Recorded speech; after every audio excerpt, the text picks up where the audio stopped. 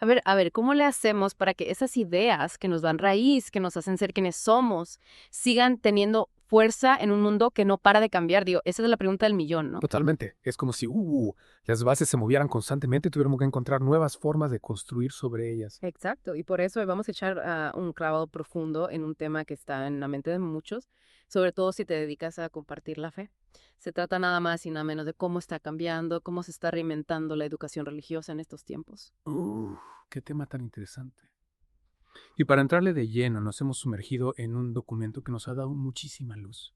El Manual Innovación Pedagógica, pura dinamita. Ahí está la clave. Este manual nos da un mapa, una estructura para entender cómo integrar nuevas ideas y cómo usar la tecnología para enseñar religión de una forma que realmente conecte, sin duda.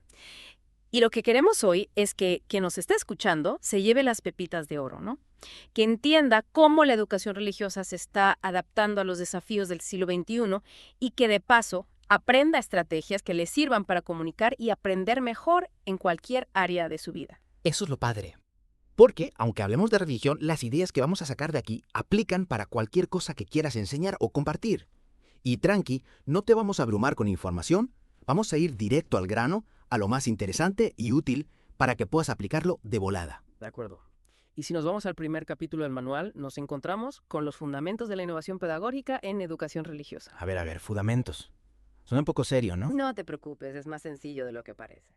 La idea principal es que no se trata de cambiar el mensaje central de la fe, sino de buscar formas más efectivas de transmitirlo, de enseñarlo, para que realmente llegue a la gente. Me gusta eso. O sea, la esencia no cambia, pero sí la forma en que la compartimos. Exactamente. Incluso el manual cita Romanos 12.2, que nos habla de la transformación que se da al renovar nuestra mente. Ah, caray. O sea que no solo se trata de renovar los métodos, sino también nuestra propia forma de pensar. Totalmente. Y el manual define la innovación pedagógica precisamente como un proceso para mejorar la enseñanza, para hacerla más efectiva, dinámica y que conecte con la realidad de los estudiantes. O sea que no se trata solo de usar la tecnología más nueva, sino de repensar cómo se enseña y cómo se aprende. Exactamente. Y aquí nos lanza una pregunta bien interesante. ¿Los métodos que usamos actualmente para enseñar realmente funcionan?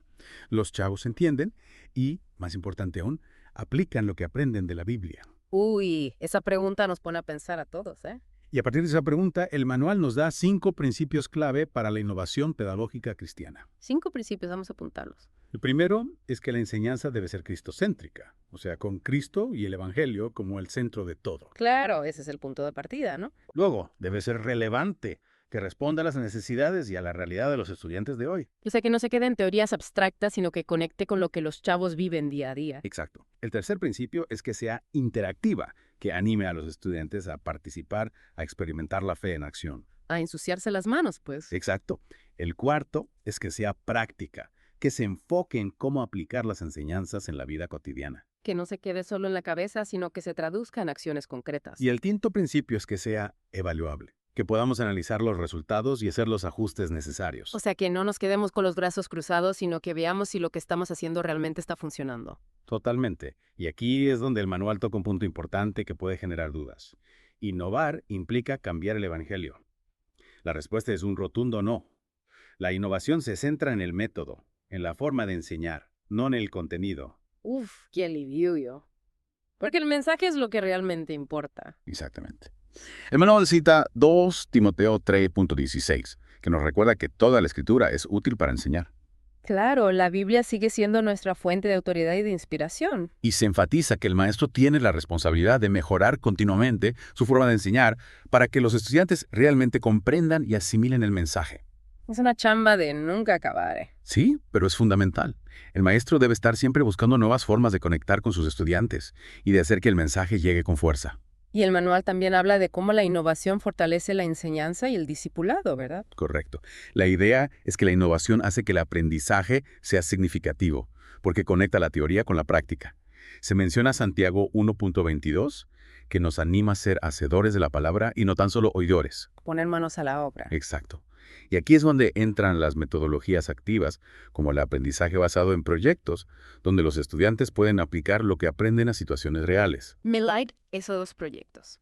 Es una forma de aprender haciendo, de ensuciarse las manos y de ver cómo la fe se traduce en acciones concretas.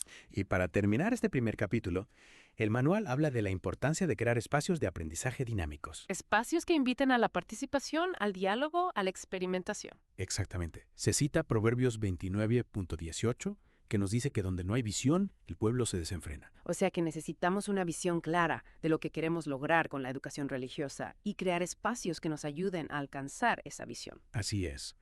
La idea es crear ambientes que estimulen la creatividad, la participación y el aprendizaje significativo. Y esto nos lleva al siguiente capítulo, que se centra en el uso de la tecnología en la enseñanza religiosa. Uy, la tecnología, un tema que a veces nos emociona y a veces nos asusta, ¿no? Es cierto, la tecnología tiene un potencial enorme, pero hay que saber usarla con sabiduría. El manual nos invita a aprovechar las oportunidades que nos ofrece la tecnología, pero siempre con un enfoque bíblico, citando Daniel 12.4. O sea que no se trata de usar la tecnología por usarla, sino de que nos ayude a cumplir con el propósito de enseñar la fe de una manera más efectiva. Exactamente. En este capítulo se exploran 3 tipos de herramientas tecnológicas: las plataformas virtuales, los recursos digitales interactivos y los objetos virtuales de aprendizaje. Suena a lenguaje futurista. A ver, explícame un poco más de cada una. Las plataformas virtuales, como Moodle, Google Classroom o Zoom, nos permiten crear espacios de aprendizaje en línea. Son ideales para cursos a distancia, pero también para complementar las clases presenciales. O sea que ya no hay excusas para no estudiar la Biblia con la tecnología, podemos hacerlo desde cualquier lugar. Exacto. Y el manual cita Romanos 15.4, que nos dice que todo lo que se escribió en el pasado se escribió para nuestra enseñanza. Qué buena frase. O sea que la Biblia también se puede leer y estudiar en formato digital. Luego tenemos los recursos digitales interactivos, que son herramientas que hacen que el aprendizaje sea más dinámico y participativo. Ah, me late eso. Porque a veces leer la Biblia puede ser un poco denso, ¿no? Claro, aquí se habla de videos, presentaciones, juegos, simulaciones, todo con el objetivo de hacer que el aprendizaje sea más atractivo y memorable. Imagínate un videojuego donde aprendes sobre los viajes de Pablo o una presentación interactiva sobre las parábolas de Jesús. Eso sí que captaría la atención de los chavos. Sin duda. Y el manual conecta esto con Jesús usando historias y parábolas para enseñar, como se menciona en Mateo 13.35. Claro, Jesús era un maestro de la comunicación, usaba ejemplos que la gente podía entender fácilmente. Y por último, se mencionan los objetos virtuales de aprendizaje conocidos como OVAs. OVAs. Eso Rico. son recursos digitales diseñados para el aprendizaje interactivo, como juegos bíblicos, mapas interactivos, líneas de tiempo digitales, etc. Ah, ya entiendo. Son como herramientas que te permiten explorar la Biblia de una forma más visual y dinámica. Exactamente. Se cita un Tesalonicenses 5.21 que nos anima a examinar todo y retener lo bueno. O sea que la tecnología nos da muchas opciones, pero hay que saber elegir las que realmente nos ayudan a aprender y a crecer en la fe. Así es. La conclusión de este capítulo es que la tecnología es una herramienta poderosa que debemos usar con sabiduría y propósito, como se menciona en Marcos 16.15. Y de ahí pasamos al tercer capítulo, que se enfoca en la creatividad en la enseñanza religiosa. Creatividad. Ahí es donde se pone bueno el asunto, ¿no? Porque no todo es tecnología, también se necesita esa chispa que hace que el aprendizaje sea emocionante. Totalmente. El tercer capítulo nos dice que la enseñanza debe ir más allá de la simple transmisión de información. Debe inspirar, involucrar y transformar a los estudiantes. Eso es lo que buscamos, que la fe no sea algo aburrido o lejano, sino algo que nos llene de vida y que nos impulse a actuar. Y para lograrlo, la creatividad juega un papel fundamental. Se cita el Salmo 63.1, que habla del alma que tiene sed de Dios. ¡Qué hermosa imagen! Esa sed de Dios es la que queremos despertar en los estudiantes. Y en este capítulo se exploran diferentes formas de usar la creatividad para hacer que la enseñanza religiosa sea más efectiva. Se habla de métodos activos como la dramatización, los juegos de roles, el aprendizaje basado en proyectos, el uso de la música, el arte y la literatura. Un montón de opciones. A ver, cuéntame un poco más de cada una. La dramatización y los juegos de roles permiten a los estudiantes meterse en la piel de los personajes bíblicos y vivir la historia en carne propia. Imagínate una obra de teatro sobre la vida de José o un juego de roles donde los estudiantes tienen que tomar decisiones difíciles desde una perspectiva bíblica. Eso sí que los haría pensar. Y el manual conecta esto con Jesús usando historias para enseñar, como se menciona en Eclesiastés 9.10. Claro.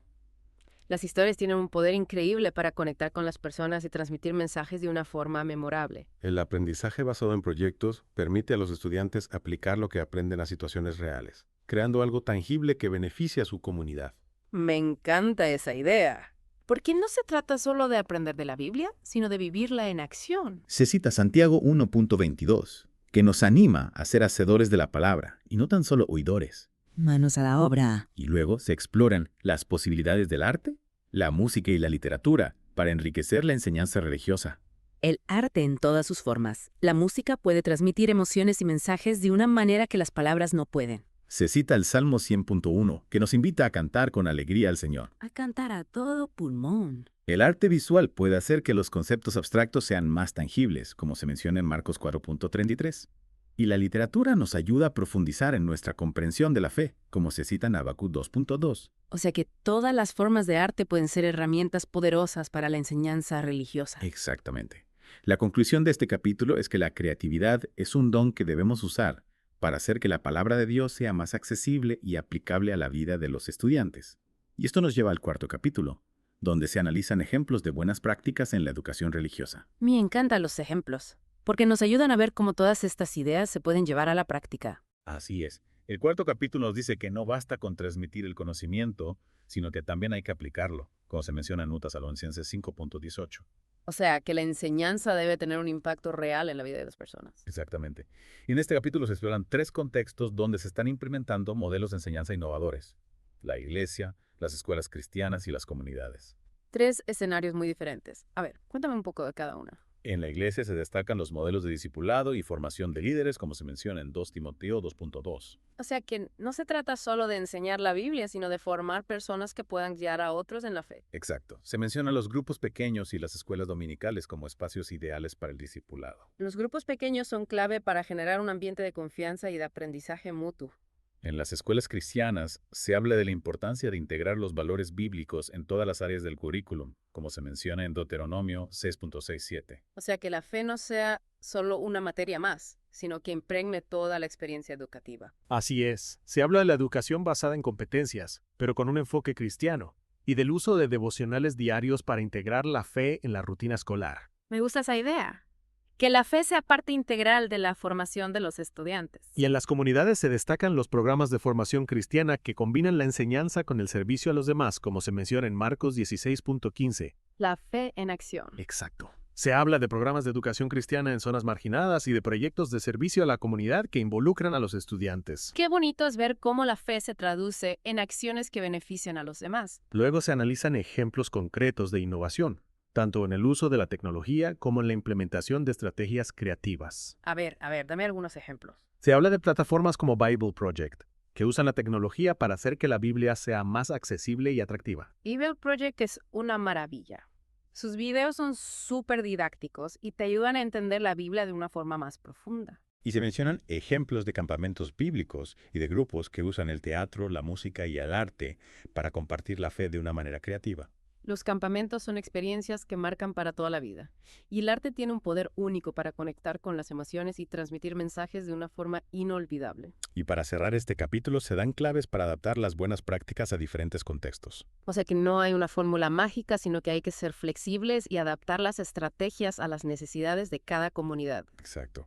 Se cita Proverbios 27.23, que nos anima a conocer bien el estado de nuestras ovejas. O sea que hay que conocer bien a las personas a las que queremos enseñar para poder adaptar el mensaje a sus necesidades. Y se destaca la importancia de la capacitación continua para los maestros, como se menciona en 2 Timoteo 3.17. Siempre hay que estar aprendiendo y actualizándonos. La conclusión de este capítulo es que las buenas prácticas son dinámicas, efectivas y transformadoras, pero requieren que las adaptemos y que sigamos aprendiendo usando la tecnología y la creatividad como herramientas para mejorar.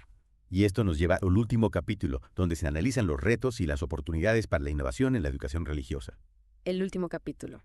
A ver, ¿qué nos espera en esta recta final? El quinto capítulo nos dice que la situación actual es un desafío, pero también está llena de oportunidades, citando Mateo 24.13. O sea que no podemos quedarnos con los brazos cruzados, sino que hay que ser proactivos y aprovechar las oportunidades que se nos presentan. Exactamente. Y en este capítulo se analizan 2 grandes retos para la innovación en la educación religiosa: la resistencia al cambio y la secularización. 2 grandes enemigos.